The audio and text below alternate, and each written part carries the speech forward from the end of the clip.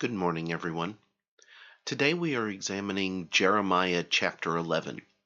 Now, Jeremiah 11 is going to be the start of a new message from Jeremiah, and it's going to encompass chapters 11 and 12.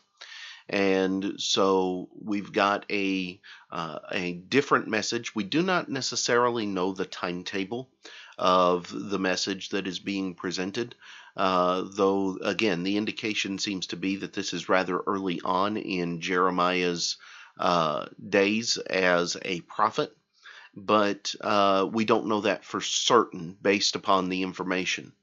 And so as we come into Jeremiah chapter 11, we have another message beginning in these 23 verses.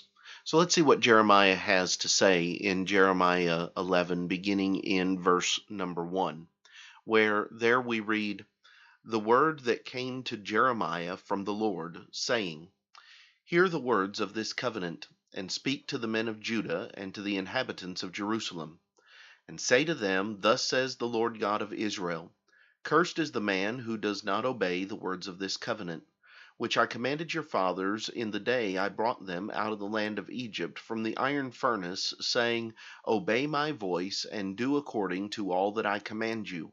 So shall you be my people, and I will be your God, that I may establish the oath which I have sworn to your fathers, to give them a land flowing with milk and honey, as it is this day. And I answered and said, So be it, Lord. Then the Lord said to me, Proclaim all these words in the cities of Judah and in the streets of Jerusalem, saying, Hear the words of this covenant and do them.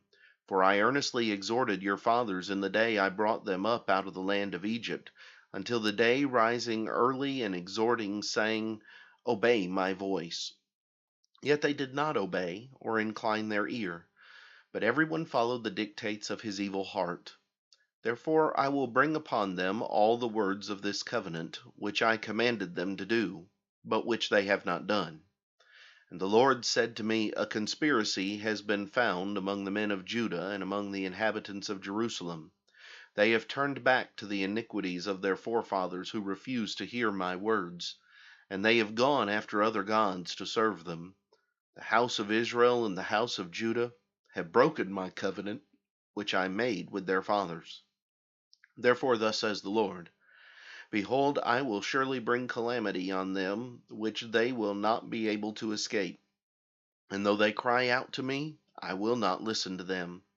Then the cities of Judah and the inhabitants of Jerusalem will go and cry out to the gods to whom they offer incense, but they will not save them at all in the time of their trouble. For according to the number of your cities were your gods, O Judah, and according to the number of the streets of Jerusalem you have set up altars to that shameful thing, altars to burn incense to Baal. So do not pray for this people, or lift up a cry or prayer for them, for I will not hear them in the time that they cry out to me because of their trouble. What has my beloved to do in my house, having done lewd deeds with many? And the holy flesh has passed from you. When you do evil, then you rejoice. The Lord called your name, green olive tree, lovely and of good fruit. With the noise of a great tumult, he has kindled fire on it, and its branches are broken. For the Lord of hosts, who planted you, has pronounced doom against you for the evil of the house of Israel and of the house of Judah, which they have done against themselves to provoke me to anger in offering incense to Baal. Now the Lord gave me knowledge of it, and I know it, for you showed me their doings. But I was like a docile lamb brought to the slaughter, and I did not know that they had devised schemes against me, saying, Let us destroy the tree with its fruit, and let us cut him off from the land of the living, that his name may be remembered no more.